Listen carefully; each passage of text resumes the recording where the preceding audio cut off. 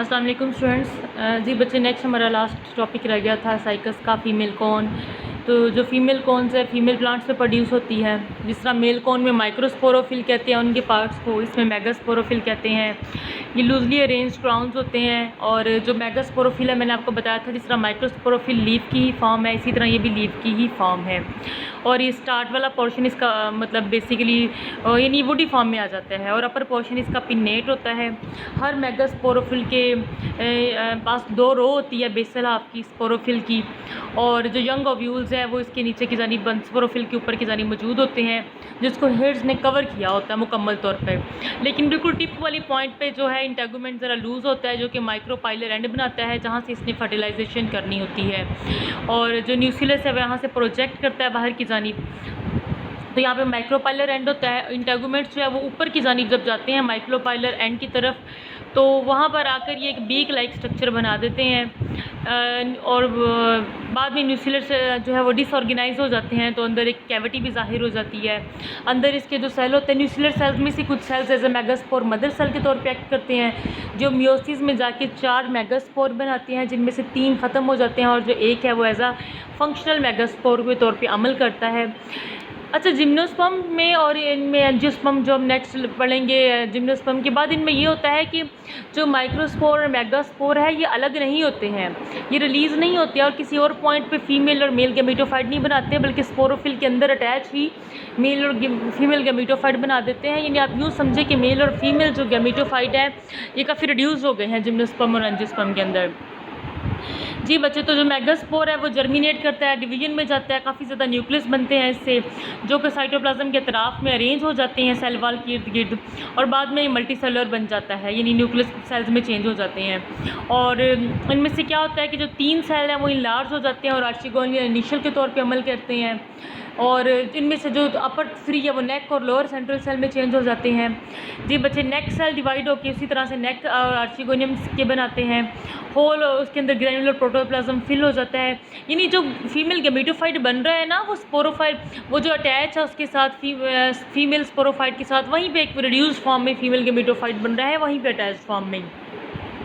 Further क्या होता है कि अटैच होकर जो ओस्फियर सेल जो नेक किनाल और वेंटर किनाल सेल्स बना देते हैं, और जो फंक्शनल सेल है वो ओस्फियर न्यूक्लियस में चेंज हो जाता है। जो वेंटर कैनाल सेल है वो डिसऑर्गेनाइज हो जाते हैं और वो फर्टिलाइजेशन के लिए रेडी होता है बच्चे। जी बच्चे, जब ड्रॉप ऑफ म्यूसिलेज ओज आउट यानी माइक्रोपाइलर एंड से जब वो ऐसा होता है कि आर्टिकुलम के नेक किनारे सेल ओपन होते हैं, मेगास्पोर की वॉल रप्चर हो जाती है, तो वहाँ पे एक जो म्यूसिलेज का ड्रॉप जाहिर हो जाता है उसके माइक्रोपाइलर एंड की तरफ। तो जब पोलन ग्रेन आता है तो उस ड्रॉप के साथ अटैच हो जाता है, जिसकी वजह से जो है वो फर्टिलाइजेशन में हेल्प मिलती है। मेल गैमेटोफाइट है बच्चे, मेल गैमेटोफाइट जो पोलन ग्रेन बेसिकली जो पोलन ग्रेन है ना जो रिलीज़ हो गए हैं जिस पॉइंट पर, हकीकत में उसके अंदर ही मेल गैमेटोफाइट होता है बना हुआ। तो जब वो तकसीम होता है तो जनरेटिव सेल होता है इसके अंदर, जो तकसीम होकर stock cell and body cell बना देता है। एक ट्यूब सेल होता है ना उसके अंदर, एक होता है जनरेटिव सेल। जनरेटिव सेल तकसीम होकर stock cell and body cell बना देता है, और ये एंथ्रीडियम के अंदर रिप्रेजेंट करते हैं। बाद में इसमें पोलन ट्यूब बनती है जो कि आगे की जानिब जाती हैं। आई थिंक मेरे पास इसकी डायग्राम थी, ये देखें आप, ये पोलन ग्रेन है, ये एक्साइन है, ये एंटाइन है बच्चे, ये ट्यूब सेल है, और ये नीचे वाले सेल थे जो जनरेटिव और बॉडी सेल में तकसीम हो गया है। और ये जो 2 नीचे वाले ये जनरेटिव सेल बन गया है, ये प्रोथीलियल सेल बन गया है जो दूसरे वाला सेल, और ट्यूब सेल ऊपर की जानी मौजूद है।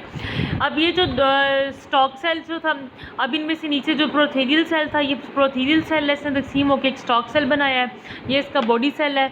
बॉडी सेल के दोनों की जानिब जो ब्लास्टोस्फीयर, ये 2 आपको ज़ाहिर हो रही हैं, ज़ाहिर हुई हैं, इन्होंने सीलिया डेवलप कर लिए हैं बहुत ज़्यादा। बाद में फर्दर ये 1 से 2 में तकसीम हो जाती है, और हर एक के अंदर ये ट्यूब न्यूक्लियस आगे की जानिब जाके ट्यूब जब बनती है उसमें हेल्प करता है और उसकी जानिब चला जाता है, और ये चेंज हो जाते हैं एंथ्रीडियो के अंदर 2 में तकसीम होके, और इसमें न्यूमरस सीलिया डेवलप हो जाते हैं। और इनमें से एक को देखें तो आप देखिए इसके अंदर कितनी ज़्यादा सीलिया है। तो बेसिकली ये एंथ्रीडियल सेल में चेंज हो गया, यानी ये एंथ्रोजॉइड है ये बहुत ज़्यादा, और ये एंथ्रोजॉइड है जो कि फर्टिलाइजेशन करने के लिए रेडी है। तो बाद में ये फर्टिलाइजेशन के लिए रेडी होगा, जब ये फर्टिलाइज़ करके ये आर्चिगोनियम चैम्बर में पहुंचेंगे तो अंदर ओस्फीयर में दाखिल हो जाएगा, जहाँ पे दोनों का यूनियन हो जाएगा, फर्टिलाइजेशन हो जाएगी। अब बच्चे एम्ब्रियो डेवलप होगा, तो ये एम्ब्रियो की ये दिखाई हुई है, जब वो एम्ब्रियो डेवलप हो जाएगा तो एम्ब्रियो बहुत ज़्यादा सेल में तकसीम होना शुरू हो जाएगा। ठीक है बच्चे, ये मेरे पास डायग्राम उल्टी है, आपकी बुक में ना ज़रा सीधी दी हुई है। तो पहले तो तकसीम होकर काफ़ी ज़्यादा सेल बना देगा इस तरह से। ये देखें, ये काफ़ी सेल तकसीम बना दिया। लेटर इसके अंदर वैक्यूल ज़ाहिर हो जाएगा। ये लोअर साइड है, ये थोड़ी सी उल्टी है, लेकिन आप सीधी करेंगे तो देख सकते हैं। तो ये नीचे वाले जो सेल्स हैं ये सस्पेंसर सेल में चेंज हो जाएंगे। ठीक है बच्चे, अगर इसको हम सीधा करके देखते हैं। जी बच्चे चलें, अभी भी सीधी नहीं हुई है ये। मैं कोशिश कर रही हूँ कि सीधी हो जाए तो आपको ज़रा आसानी से समझ आ सकती है।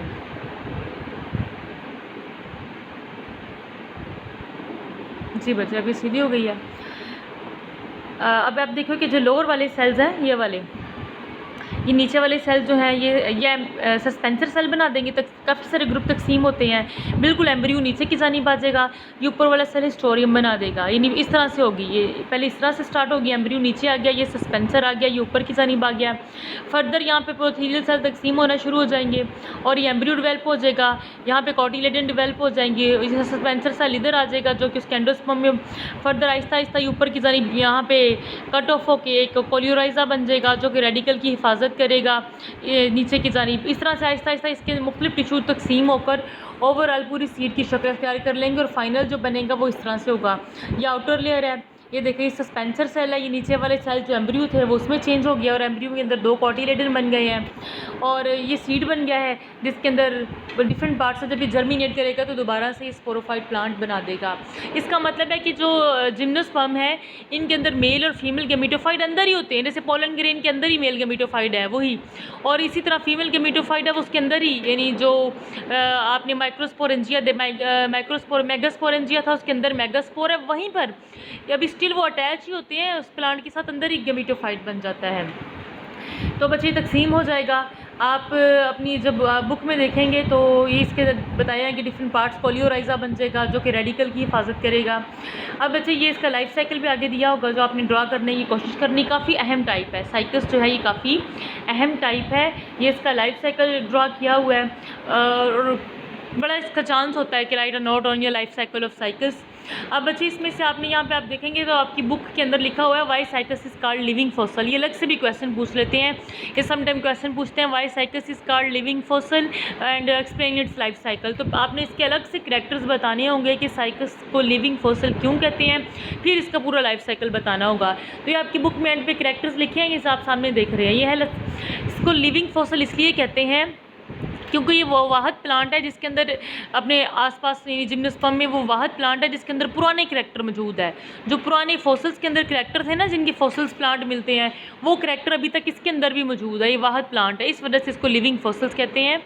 और ऐसा नहीं कि ये एक ही प्लांट है, इसकी तरह के और भी प्लांट है, लेकिन इसके अंदर पुराने करैक्टर्स मौजूद है, पुराने जो है, यानी ये वाहद प्लांट है, इस वजह से इसको लिविंग फॉसल्स कहते हैं। ये तमाम करैक्टर्स हैं, ये हमने पढ़े हुए हैं। वैसे ये जो साइकस के स्टार्ट में मैंने आपको करैक्टर्स बताए थे वही करैक्टर्स हैं, लेकिन उनमें चुन के करैक्टर लिखे हैं कि ये करैक्टर हैं जो पुराने करैक्टर। आपने इसको ऐसा इसी तरह याद कर लेना है। और अगर आपको क्वेश्चन पूछते हैं कि why Cycas is called living fossil, तो आपने ये सारे करैक्टर इसी तरह से बताने हैं और उसके बाद लाइफ साइकिल भी बताना है कि ये इसका लाइफ साइकिल है। जैसे ये है कि स्मॉल प्लांट है और इसका स्टेम अनब्रांच होता है, ये वाला पुराना करैक्टर है इसके अंदर। लाइक एक्सटिंक्ट प्लांट, इसके अंदर फर्न लाइक लीव्स होते हैं और प्रेसिस्टेंट लीव बेसिस से कवर होती है और इसका साइज़ में बड़ा होता है। ऑव्यूल नेक्ड है। ये 11 करैक्टर्स लिखे हैं, ये वो वाले करैक्टर्स हैं। वैसे तो सारे करैक्टर्स हमने पढ़े हैं साइकस के, लेकिन ये वो करैक्टर्स हैं जो पुराने हैं, इस वजह से इन करैक्टर्स को कहते हैं, ये की वजह से इसको लिविंग फॉसल कहते हैं। आपने इसी तरह से याद कर लेना बच्चे। आगे कि इसकी इकनॉमिक इंपॉर्टेंस है, इसके अंदर कोरलाइड रूट्स होती हैं जिससे नाइट्रोजन फिक्सेशन में हेल्प मिलती है। ऑर्नामेंटल प्लांट्स भी है, इसके अलावा सागू ग्रेन्स वगैरह भी होते हैं, तो कुछ जगहों पर इसको यूज़ करते हैं फूड के तौर पे, ड्रग्स बनाने में इस्तेमाल होता है। इसकी बाग जो है इसको ग्राउंड करके कोकोनट ऑयल में जब करते हैं तो ये भी एज आ इन्फ्लेशन यानी स्वेलिंग वगैरह के ख़िलाफ़ इस्तेमाल होती है। इसके लीव से कि जूस वगैरह निकलता है जो कि वॉमिटिंग वगैरह के ख़िलाफ़ इस्तेमाल होता है। इसके जो साइकस रेवोल्यूटा है इसमें एक फैटी एसिड है जो कि कलरिंग मैटर के तौर पे होता है।